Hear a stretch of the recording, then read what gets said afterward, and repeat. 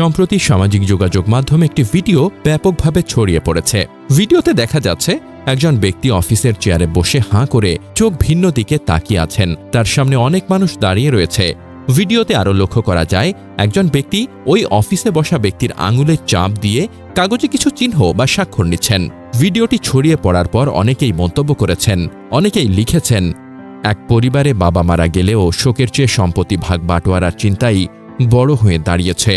ভিডিওতে এমন দৃশ্য দেখা যায় যেখানে এসি বন্ধ আছে বলে কেউ কেউ মন্তব্য করছেন বাবার গরম লাগবে, অথচ বাবা তখনই পৃথিবী থেকে বিদায় নিয়েছেন। কিন্তু বাস্তবতা সম্পূর্ণ ভিন্ন। এই ভিডিওর পেছনের আসল ঘটনা জানা অত্যন্ত জরুরি, যাতে আমরা বিভ্রান্ত না হই এবং সঠিক তথ্য ছড়িয়ে দিতে পারি।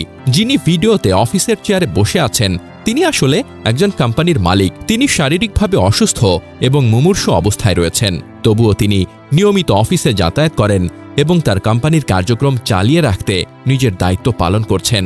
ভিডিওতে যা দেখানো হয়েছে তা হল কোম্পানির দায়িত্ব হস্তান্তরের একটি আনুষ্ঠানিক প্রক্রিয়া, যেখানে তিনি আঙুলের ছাপ বা স্বাক্ষরের মাধ্যমে প্রয়োজনীয় কর্তব্য অন্যকে হস্তান্তর করছেন।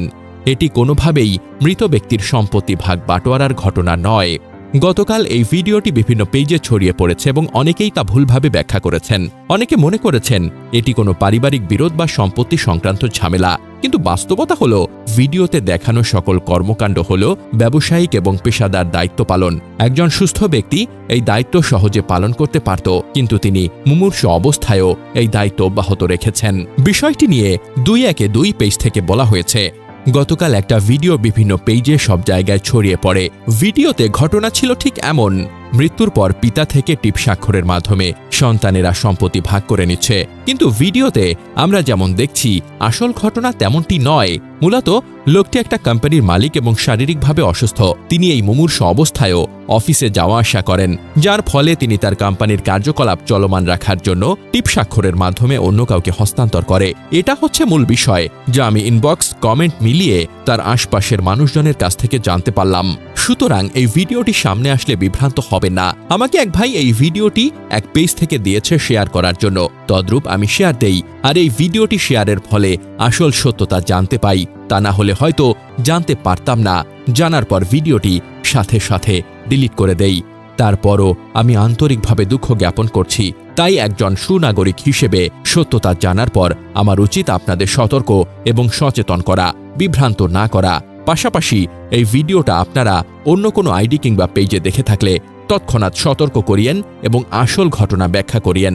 ধন্যবাদ।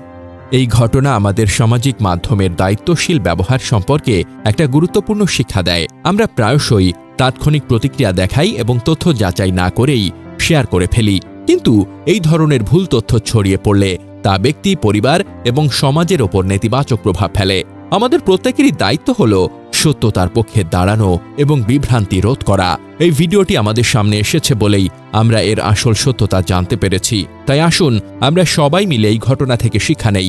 সামাজিক মাধ্যমে কোনো তথ্য শেয়ার করার আগে তার সত্যতা যাচাই করি এবং সঠিক তথ্য ছড়িয়ে দিয়ে সমাজে সচেতনতা বাড়াই। আমাদের ছোট ছোট পদক্ষেপই সমাজে বড় পরিবর্তন আনতে পারে।